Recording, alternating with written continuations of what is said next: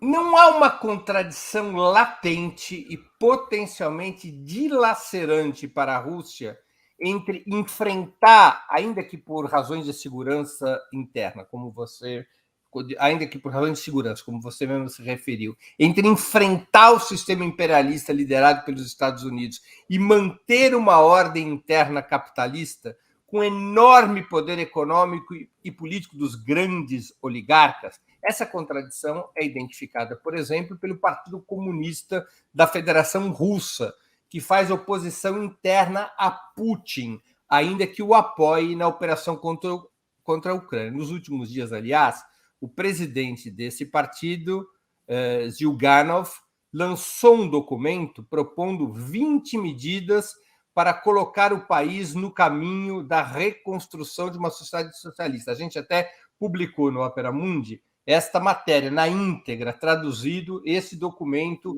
do Zyuganov, que propõe medidas que incluem a nacionalização dos principais setores da economia e de todo o sistema bancário, propõe uma série de medidas que, no fundo, liquidariam o capitalismo dentro da Rússia. Essa contradição não é dilacerante? Os oligarcas não podem, em função das sanções, das suas relações com o Ocidente, se transformarem nos coveiros do Putin? Totalmente contraditório. Eles vão ter que lidar com isso. Acho que, aliás, esse ponto é um dos grandes desafios do que a Rússia vai lidar com as sanções, porque eles já, né, a partir de 2014 já tem sanções, mas não no nível agora, que tá,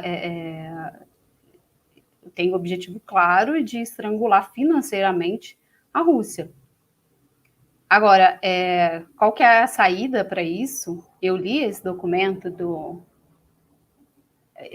que vocês publicaram no Opera Mundi, e assim, eu fico também pensando nas respostas que o presidente Putin vai dar, porque a Rússia é uma economia capitalista.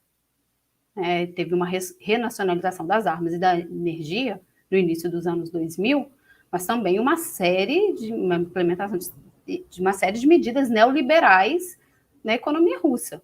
Né? Há uma clareza em relação aos setores estratégicos, né, armas e energia, e o papel do Estado nesses setores. Agora, existem as forças capitalistas dentro da Rússia, a gente vê a mídia falando o tempo todo de oligarcas.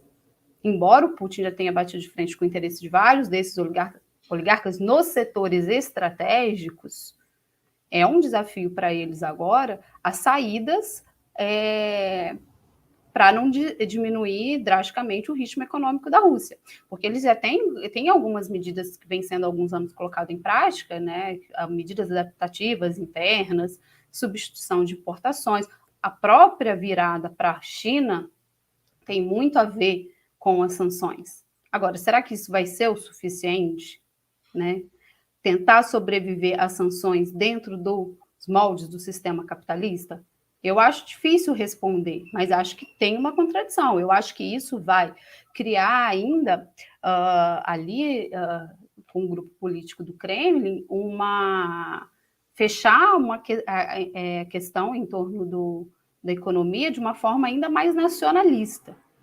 Mas se, né, eu li esse documento, praticamente a volta dos planos quinquenais da União Soviética. Não sei qual vai ser a saída para isso do Putin. Não sei qual vai ser. Não está muito claro. As sanções, essas sanções mais duras, é difícil, viu, Breno, falar sobre o resultado das sanções num período tão curto de tempo. É bem difícil. Qual vai ser a resposta? Agora, que é contraditório, isso eu concordo.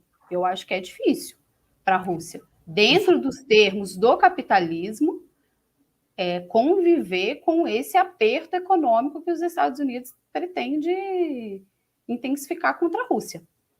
Só para registro da nossa audiência, o Partido Comunista da Federação Russa é a principal oposição ao Putin, tem hoje alguma coisa como 15, 20% do eleitorado e vinha subindo antes dos acontecimentos na Ucrânia. O Partido Comunista vinha obtendo resultados eleitorais depois de uma queda no século XXI, especialmente depois de 2010, o Partido Comunista vinha recuperando alguma força eleitoral e é expressivo no país, né? Tem um partido influente Sim. E você acha que, inclusive, poderia vir a se fortalecer com essa crise da Ucrânia? Acho que sim.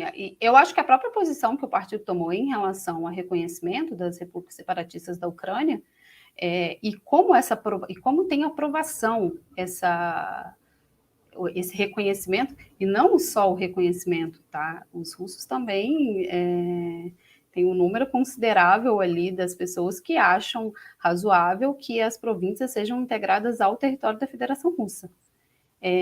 Acho que, dado a alta aprovação de reconhecimento da dependência das repúblicas separatistas e da posição do Partido Comunista, eu acho que tem um link aí, tá? Acho que leva, assim, ao fortalecimento do país. Não só, mas eu acho que em relação ao que está acontecendo agora, acho que é bastante provável que ganhe força. O Partido Comunista foi uma das maiores vozes, né, em relação ao reconhecimento. Inclusive, tem pessoas que falam que a posição do Putin, né, que é demonizado, que a posição do Putin em relação ao reconhecimento era bastante moderada das repúblicas. Se a gente Quem for olhar, propõe o reconhecimento foi o Partido Comunista. Sim, é o Partido Comunista. E quem propõe a nacionalização das empresas estrangeiras que suspendessem operações na Rússia também foi o Partido Comunista e o Putin concordou. Sim. Ou jogou junto, né? A gente não tem como saber se jogou junto ou concordou depois, né? Sim. Eu acho que isso contribui para ganhar para a força do Partido Comunista. Por quê? Porque essas políticas do Putin, elas estão com alto índice de aprovação dentro da Rússia, atualmente. O Putin tem uma boa aprovação, e o que ele está fazendo em relação à guerra na Ucrânia também é bem visto na Rússia. Né? Então, eu acho que é a posição em relação a esses dois temas bem fundamentais, assim, que é tanto o reconhecimento das repúblicas, quanto o que fazer na economia daqui para frente, né? Eu acho que as duas posições estão sendo bem vistas, né?